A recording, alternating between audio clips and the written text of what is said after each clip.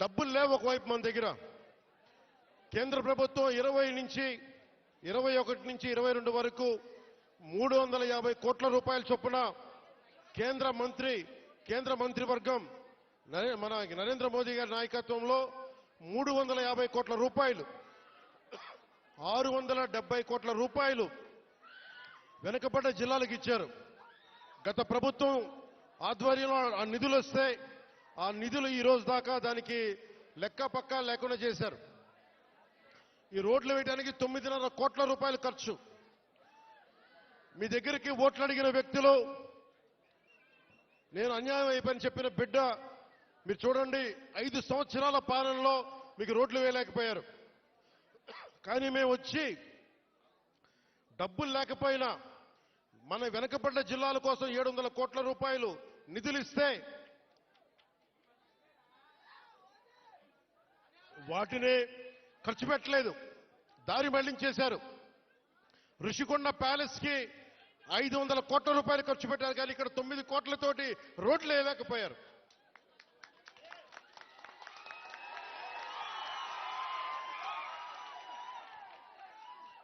నేను ఈ రోజున దీన్ని ఆధారం చేసుకుని ఒకటే చెప్తా ఉన్నాను. ముఖ్యంగా గిరిజన వర్గ ప్రజలందరికీ, మన్యం ప్రాంతంలో ఉండే ప్రజలందరికీ నేను మీకు నారా చంద్రబాబు నాయుడు గారి ఆధ్వర్యంలో నాయకత్వం నడుస్తున్న ఈ కూటమి ప్రభుత్వం తరపున మనకున్న మంత్రివర్గ సహచరులు కానీ ఎమ్మెల్యేలు కానీ అందరి తరపున నేను మాటిస్తున్నాను. మీకోసం అహిర్నిశలో ఎండనక వాననక పనిచేయడానికి మేము సంసిద్ధంగా ఉన్నాం. ఇందాక కలెక్టర్ గారు నా దృష్టికి తీసుకొచ్చారు. ఇది పైకి మనం ఎంతవరకు వెళ్తాం ఆగుదామంటే ఒకటే మాట చెప్పాను కలెక్టర్ గారికి. 1 కిలోమీటర్ నడిస్తే కానీ సాధక బాధలు తెలియవు నాకు, కనీసం నేను నడవాలి. నేను డోలీ పట్టుకొని ఒక గర్భిణి స్త్రీని పట్టుకొని ఎంత ఇబ్బంది పడతారో బాధ నాకు తెలియాలంటే ముందు నేను నడవాలి, నేను నడుస్తాను దీనికని చెప్పాను.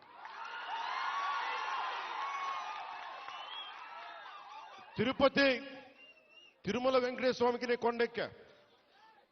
ఆయన్ని ఒకటే కోరుకున్నా, నన్ను కష్టాలు తీర్చమని, ప్రజల కష్టాలు తీర్చమని నేను ఆయన కోరి కొండెక్కాను. ఈ రోజున నేను మన కొండెక్కా, మన కష్టాలు తీర్చమని. నా పక్కనే ఉన్న పంచాయతీరాజ్ కమిషనర్ గారికి కూడా, అడిషనల్ జాయింట్ సెక్రటరీ వారికి కూడా ఒకటే చెప్పాను. నా పిఎస్ మసూదన్ గారికి కూడా ఒకటే చెప్పాను. మీరు ఈ రోడ్డు వేసే లోపు ముందు కనీసం ఈ రోడ్డుని రోడ్ రోలర్లు పెట్టి కొంచెం శుభ్రంగా నడిచేలా చేయమని కోరుకుంటున్నా. నేను అది ఆదేశించాను. ఎందుకంటే టెండర్ కాల్ ఫర్ చేసి రోడ్డు వేయడానికి కొన్ని నెలల సమయం తీసుకుంటుంది కాబట్టి ఈ లోపునే మీరు అవసరమైతే మీరు కొంత మనరేగా నిధుల్ని మళ్ళీ దానికై వెచ్చించి కనీసం మెయిన్ రోడ్డు వచ్చేలోపు 9 కిలోమీటర్ల బీటీ రోడ్ వచ్చే లోపు మట్టి రోడ్డుని, బలమైన మట్టి రోడ్డు వేయమని చెప్తా ఉన్నాను. ఇది ఇంకా ఈరోజు తుఫాన్ అయితే ఉంది, కానీ రోజు ఇప్పుడు శీతాకాలం కాబట్టి అందుకని రోడ్డు వేయమని మరి చెప్పాను. దాన్ని కూడా నేనే దగ్గరుండి ఉప ముఖ్యమంత్రి పేషి నుంచి నేనే దీన్ని పర్యవేక్షిస్తాను.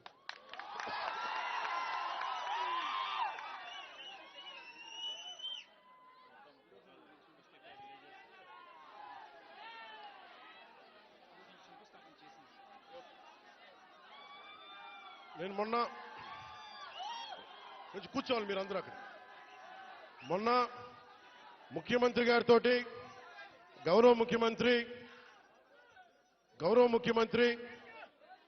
ఒక్క నిమిషం గౌరవ ముఖ్యమంత్రి శ్రీ చంద్రబాబు నాయుడు గారి ఆఫీస్కి వెళ్ళి ఆయన పేషీకి వెళ్ళి ఒకటి తెలియజేశాను. సార్ 70 సంవత్సరాల మనకి స్వాతంత్రం వచ్చిన తర్వాత కూడా ఇంకా పిల్లలు ఇబ్బంది పడతా ఉన్నారు,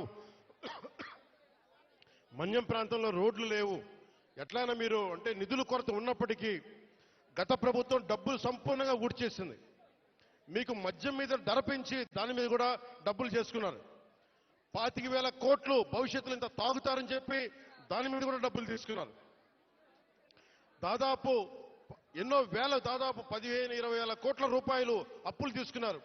ముఖ్యంగా 3 జిల్లాలకు సంబంధించిన ఆస్తుల మీద ఇవన్నీ డబ్బులు తీసుకొని కూడా రోడ్డు వేయలేదు. మరి ఏం చేశారు అభివృద్ధి అంటే మీరు ఆలోచించండి.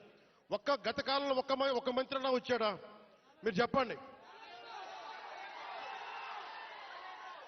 ఈ రోజున నేను అధికారం రాకముందు ప్రజల్లో ఉన్నాను. అధికారం వచ్చిన తర్వాత కూడా నేను మీకోసమే పనిచేస్తాను. ఇక్కడున్న యువతకి నేను ఇదే మీకు మాటిస్తున్నాను. ఈ రోజున మన సాలూరు నుంచి నేను ఒకటే మాటిస్తున్నాను. నేను మన మన్యం ప్రాంతాలు యువతకి ఉపాధి కల్పించేలాగా టూరిజం వైపు కానీ చాలా మంది ఇక్కడికి మీకు ఉపాధి అవకాశాలు కల్పించేలా నేను ఇక్కడున్న స్థానిక రాజకీయ నాయకులు, అన్ని పార్టీల రాజకీయ నాయకులతో పాటు మన గిరిజన వర్గ పెద్దలతోటి అందరితో మాట్లాడి ఒక బలమైన పరిష్కార మార్గం తీసుకుంటాం.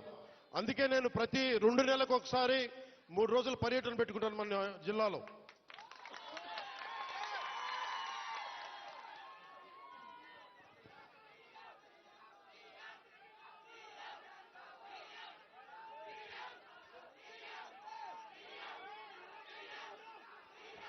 అలాగే మనకి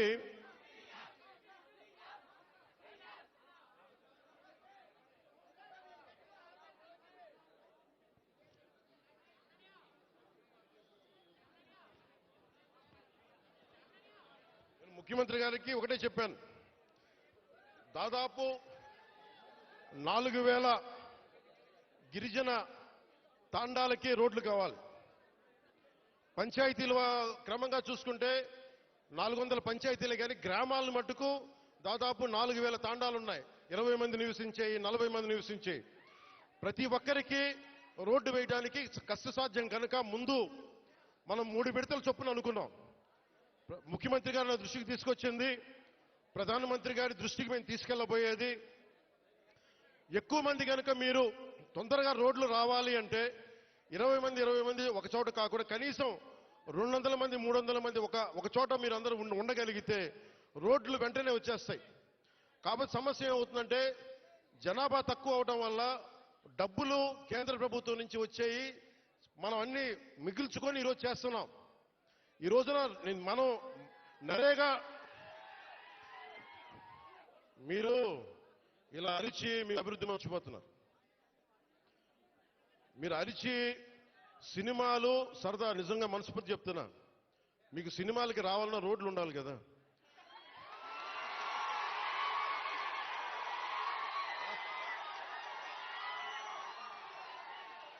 అలాగే మీరు ఉపాధి అవకాశాలు కావాలన్నా డబ్బులు ఉండాలి. డబ్బులు రావాలంటే ఎక్కడి నుంచి చేస్తాం? వెనకాల పెరట్లో చెట్లు కొడితే డబ్బులు వస్తాయా? మనం ఏదో స్కిల్ నేర్చుకోవాలి, ఒక సమర్థత ఉండాలి. దానికోసం మనం సంపూర్ణమైన ప్రయత్నం చేస్తా ఉన్నాం.